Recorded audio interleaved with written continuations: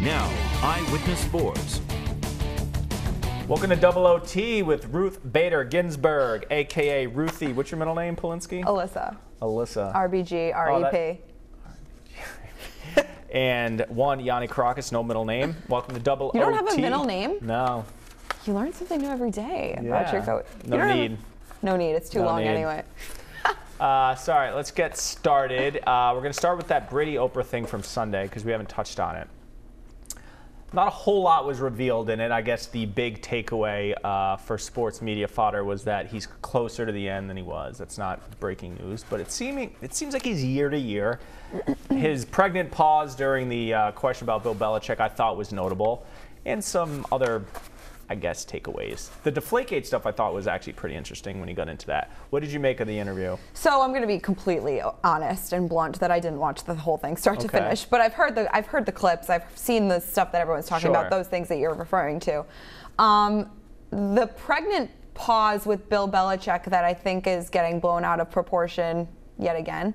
I think that she said, first of all, they were joking about this on the radio today, how she said Belichick, and they were like making fun of her, like she has no idea who Belichick is. Yeah. But I think that's an easy mess up. Like that's easy to, whatever. His pregnant pause there when he says, no, I love him a lot. And then he gets into it, what he wanted to say. That's not telling me anything that I didn't already know about how he feels about Belichick. He says, I love him, I respect him, we work well together, we've won a lot of Super Bowls, and we don't agree on everything. We know that. We already know that. I felt like the Oprah interview, it was so hyped up, everyone was looking forward to it, and we didn't learn anything that we didn't know. We know there's tension. We know that he and Bill are constantly not constantly, but have been disagreeing ever since the Wickersham article. Make of it what you want, but that Wickersham article pointed to tension in Foxborough, which is still, I think, a thing, aka Brady not showing up to OTAs. Like, there are things that have been happening. And I think the was he was trying to gather his thoughts. And the pause was, and obviously there is something going on, and he was trying to figure out a political way to say it. But you're saying that you took something from that. What did you learn from that? What was new to you about that pregnant pause? Nothing. I mean, I think the staged interview with Jim Gray was, do you feel appreciated? Immediately he goes, I plead the fifth. So his media buddy, Jim Gray, that was arranged beforehand. Hey, I'm going to ask you about if you're appreciated. So he didn't know when Oprah was going to bring that in. But I think they can have a working relationship, he and Belichick, with tension going on. Belichick, that's part of the master of his chaotic ways, is that he kind of pushes Brady and players to the brink, and they're frustrated and maybe they're angry, but he gets more out of them than any other coach can. I thought the Deflategate stuff was interesting, where and I went to all the court cases, we followed it so closely, and it was like at the end he was just kind of tired. The mental space it took up in his brain of dealing with that and being on the phone with lawyers and stuff. And then I thought it was interesting, like that 1 month, he hadn't had a month off in September. I thought that was interesting. And then when she asked, she's like, I heard you don't train with your teammates. And he said, well, I do some things that aren't as systematic, but my coach and owner are aware of them. So he's acknowledging that Kraft and Brady are okay with the Guerrero arrangement for him, but obviously they're not okay with it for everyone, and for the Guerrero method to be overtaking the team method. So, yeah, not any huge bulletin board material. I mean, Tom Brady is an absolute talent at saying nothing while saying a lot of things. So. Exactly, and that was the thing too about when he was asked about retirement. I'm closer to it than not. Well, yeah, you're 41 in August. We know that you're going to retire in a couple years. Last year he was saying, I'm going to play till I'm 45. I think this past season was probably very emotionally tiring on him, especially with. It seems like with the drama, I mean, there seems to be a lot of drama, and that's exhausting. The end of Tom versus Time. The end of Tom versus Time explained that so clearly, and then you lose the Super Bowl, and you're like, what did I do this for? Like, that's got to be a frustrating thing to say, and he's saying he doesn't feel appreciated. Yeah, we know we're probably not going to play till 45. How many years do you think he has? He's got, what English, is that English? It's terrible grammar. I think he plays 2 more years. I think so too. His contract's up after 2019, so I think he plays 2 more. He'll be at 42 during that season. He isn't as bullish on the mid-40s things as he was. I don't know what's changed in the last couple of years, but he kind of hoodwinked the Patriots in that if they knew it was just so it would be 3 full seasons or 2.5 full seasons without Garoppolo. If it's 5, and now we always talk about how did it make sense. If Brady wins another Super Bowl, I think that deal makes sense. But if he doesn't and Garoppolo wins one, you were telling me Garoppolo may be struggle busing. I don't know. I read that today. I think he'll be fine. Yeah, so I think that's the big takeaway about the retirement is that if you are retiring, But no one wants to be year to year. You don't want to hold your organization hostage. That's what Brett Favre did every year with the Packers. Right. All right. Still sticking with the Patriots, do you feel like the expectations have lessened? Jules is suspended. Brady and Gronk are Like, what's your take on the expectations for 2018? This is probably the worst I've felt about them since maybe like 13. But that being said, I still think that they're the favorite to get to the Super Bowl out of the AFC. Part of the reason is I don't really trust anyone else in the AFC. Right. They have Brady, they have Belichick, the 2 greatest at their respective positions. Maybe they only win 12 games, 11 games. Would they win last year? 13. Mm-hmm. I think the Edelman thing hurts for the first 4 games, but they didn't have them last year, and they did pretty well. They didn't really solve a lot of their defensive issues in terms of pass rushers and at linebacker, and we don't know what the offensive line's going to do. On the left side, is Isaiah Wynn the left guard? At tackle, is it the big guy Brown from San Francisco? I mean, that'll take some getting used to. Right. So, the offseason between the drama, the no OTAs, Edelman suspension, it's not a great look, but Bill felt good enough to give them a week off last week. But part of that probably is so the media wasn't coming and asking, where's Brady again? Isn't it funny to think about where we were a year ago and everyone's like, oh, Brady's going to suck because he's 40. And now it's like, we know Brady's going to be good, but it's just how bought in he is. I think that's kind of funny. His commitment, we would never questioned prior to this year. Right. And I mean, I don't think people are saying if he starts sucking this year, it's because his commitment. It's not because he's 41. Don't you feel like that's going to be the easy way to give him a way out, which I think is interesting. But are the expectations lessened? No. This is New England. This is the New England Patriots, and you have Bill Belichick and Tom Brady. Bye. Next question. Next question. Did you see that fly in here? It's big. Yeah, you got to be poised. I'm sorry. Be poised with things going on. All right, Celtics NBA draft is Thursday. Are they interested in Kawhi Leonard? They were rumored to be back in February. What do they do in terms of they move up in the draft? Do they stay at 27 or wherever they are? And then Kyrie, LeBron, there's a lot of different things. So much going on. The NBA just loves the rumor mill. I don't know how much of it is. But Danny Ainge is not afraid to do big trades, big moves. What are you buying into? What do you want to see them do? So stressful. That's such a Do you want to just see question. them see it out? Because we haven't seen that. I do. I kind of want, because if they move up in the draft, what are you giving up? Right? What do you give up? Kyrie? It seems like Jaylen Brown? Jaylen Brown could be expendable because he's a little redundant with other assets. Like we haven't seen Gordon Hayward play. Right. But is Brown better than Hayward? I don't know. I don't know. No one knows. He's younger. I don't even remember what Gordon Hayward plays like. I didn't watch a ton of him in Utah. Like I caught a couple of his games every year, but it's like. Then he played 5 minutes and he was done. Do you want them to go after Kawhi if it means getting rid of, let's say, Brown, Smart, a first-round pick, maybe the pick next year for the Kings? Do you want Kawhi? Are you into Here's my him? thing with Kawhi. Amazing player. He would make the Celtics better. Even if they were going to give up those players. Terry, if they trade Terry, if he's in there somewhere. But Kawhi is being a little baby. And this is, I don't want, I mean, it's a players' league, and I understand that, and there are a lot of divas in the NBA, which I understand. But I don't want someone on the Celtics that is there for themselves. Again, this was my point about LeBron going to the Celtics.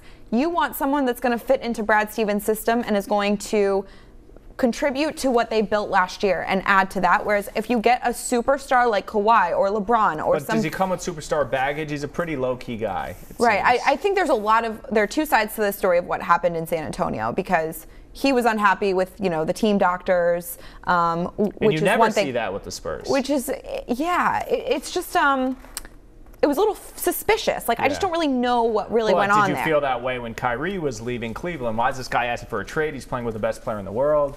Right. And then he comes here and we're like, oh, he's There's awesome. some drama. Right. You're right. I don't know. Part of me, what I want to see on Thursday, I want to see them take pick 27, and I want them to get someone really good who's this like Danny Ainge, like hidden gem. But at 27, what are you getting? So that interesting you say that, because I've been looking at a lot of these. So like Mocks. Dante DiVincenzo from. Okay. Yeah, he was good in the national championship I liked game. him.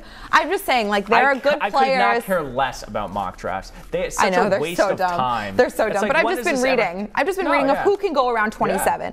I can't remember the last number 27 pick that was good. The NBA, other than a few exceptions like Manu Ginobili and Isaiah Thomas, very few players become good players that are drafted outside of the top 15. You're right. But I think there are people that can be contributors year and that's one. what you're doing. And You're sprinkling in some contributors. And when I spoke with Magic Johnson today, that was a soft name flex. drop? Soft flex. Is that a millennial? What's soft flex? I don't know. mean?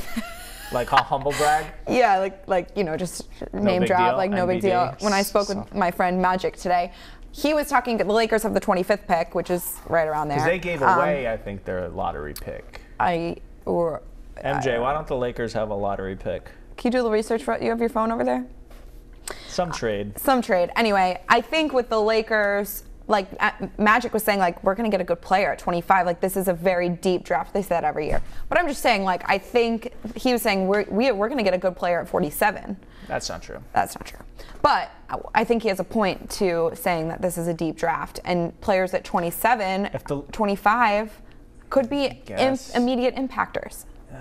I think the NBA draft after 20 is a crapshoot and very few things hit. If the Lakers get Kawhi, Paul George, and LeBron, Bye. it'll be cool to get LeBron out of the East. Will be cool. The West will be nuts. They could dethrone Golden State. Sorry to interrupt you. I will say that I would love to see Kawhi in Boston, LeBron in Philly. I want to see that. I guess fun. I'm on the see it through bandwagon, but if you can get Kawhi, you get him. If that means Jaylen Brown's gone, peace. Rozier, peace. Smart, peace. The Celtic fans never want to get rid of players. We thought Jay Crowder was great. We thought Avery Bradley was great, and then they go other places and they're not as good. And that's, I think, a testament to Brad Stevens. But should be an interesting week because you never know what's going to happen with the Celtics. You never know. I love it. I mean, the year they got Ray Allen, they had the 5th pick. Out of nowhere, they traded for Ray Allen. I mean, they. All right. I'll throw this to you since you mentioned you interviewed Magic Johnson. Prior to you and him being best friends, he and I have been long-time best friends, going back like 4 or 5 years now. So we were just talking, off camera about just how big of a personality and star he is. What was your big takeaway from Magic? Oh my gosh, he was wonderful today. I was a little frustrated because our interview was a little rushed, so that kind of like PR people always getting in the way. PR people, but the cool thing about it was that he was not. He's like, I'm like, sorry, this will be really quick. I know you're in a rush. He's like, I'm good.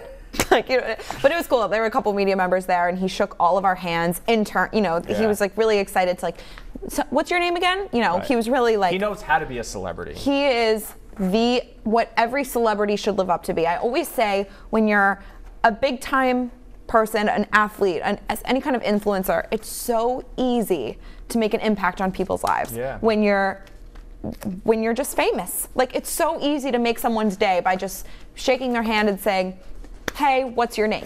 And he was awesome. He was so polished. awesome. He's so outgoing. So articulate. And he knows how to be a star, and he engages you. Yeah.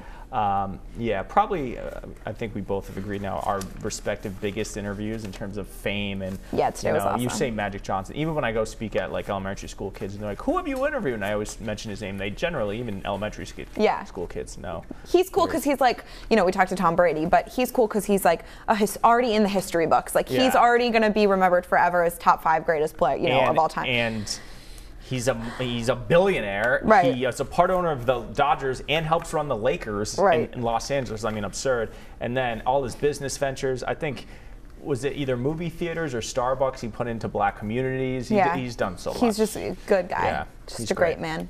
All right, last one. World Cup. All right, so I don't know how much you've been watching. It's good, like, morning background. So awesome. Because any event, where the best players in the world are playing and I the like fans are in it. That's a good graphic, I isn't like it? that. That's nice. So I wouldn't say it's been appointment viewing for me. I caught some of the Argentina game where Messi missed the penalty kick. That was nuts. For the biggest players to be in the conversation, that's what you want. So Cristiano Ronaldo. Cristiano Ronaldo had 3 goals in his first game. Unbelievable. That was nuts. I liked that England won yesterday. You know, I like to root for the. Obviously, USA isn't in there, which is a complete embarrassment. Complete for our embarrassment, country. disgrace, sadness. I can't. It hurts. But I'm really enjoying it now, and like, I think soccer. Everyone's like, oh, there's gonna be a boom for soccer, and I think it's kind of been a flat line in America over the years. We've never gotten great. I don't know if every kid grows up playing soccer, but I think there's like that niche hardcore soccer crowd that wakes up on Saturdays and watches English Premier League. But it's a good product. Other than the flopping is so good. Like, that guy, did he get shot? Or did he just like get nicked in the shin? That has to go. But are you getting into this or what? I'm into it. I think what's so cool about soccer or football is that it's I had to do that. It's so global. Like, the world is watching, which I think is really unifying. And it's interesting at this time to see Mexico play when there's all this just other noise in the politics of the world. It's cool to see the world come together for sports, which I feel like is what sports is supposed to do. I love soccer, especially the World Cup, because every minute is so important and every goal is such a celebration, and it's such which I think is just unique to the World Cup. Like, we're in the group phase, and it's just like so competitive, so energetic, which is such a blast. Love seeing Cristiano Ronaldo and like the greatest soccer players of all time to be contributing and still relevant. Cristiano Ronaldo, by the way, that hat trick, I ran the highlights, I guess it was Saturday or Friday. You went to him? Yeah, he's beautiful. He's good. I mean, he's like not as beautiful as the Morocco coach. Have you seen that guy? No. You haven't seen the Morocco coach? I don't think so. He looks like Jaime Lannister from Game of Thrones. Oh God! You got to Google him. That makes me uncomfortable. But he is, 33, like LeBron's age, still playing his best game, like, aging like fine wine, like LeBron, claims he is. But with Cristiano, he's scoring a hat trick. He scored 3 World Cup goals. The previous of his entire career. So that's amazing to see him still relevant. Messi, prayers for you to recover from that. Prayers. And the history being made with Iceland being in it for the first time. Would you watch World Cup or Olympics? I like both. Depends on the sport. Depends on the sport. World Cup's just kind of a lengthy. Yeah, I like the length. The length. It's kind of like a lot of rounds. You feel like. I also like that it's just one. Like Olympics sometimes pull me in too many different ways. Like, am I going to watch the figure skating, but it's like downhill skiing's tonight? Right. U.S. Open or World Cup this past weekend? What were you more into? Like Sunday, I was way more U.S. Open. Yeah, Sunday. Obviously, you got to watch Sunday. And 2026 World Cup coming to Foxborough. What was cool about the World Cup is it's like in the morning, and then you can flip over to watch U.S. Open. So you have any program. Morning programming is awful. There's nothing on in the morning. Right. There's Price is Right, and then at 11, what else is there? Especially on the weekends. What's on at like 10? Nothing. Ugh, like the brutal just the ESPN talk stuff. show. Yeah. Yeah. Eyewitness News at noon. Just waiting for that. Eyewitness every News day. Roadshow 9 to 10. WPRI 12. Yeah. Other than and that, the weekends too. It's like ugh. Yeah. Good morning. Struggle. Program. All right. That'll do it for the latest episode of Double OT, hashtag WPRI Double OT, at Ruthie Polinsky, at Yanni Karakis. Anything else? Magic Johnson wanted me to say, Oh, shout out? Bye, shout out. Yeah. All right, see ya.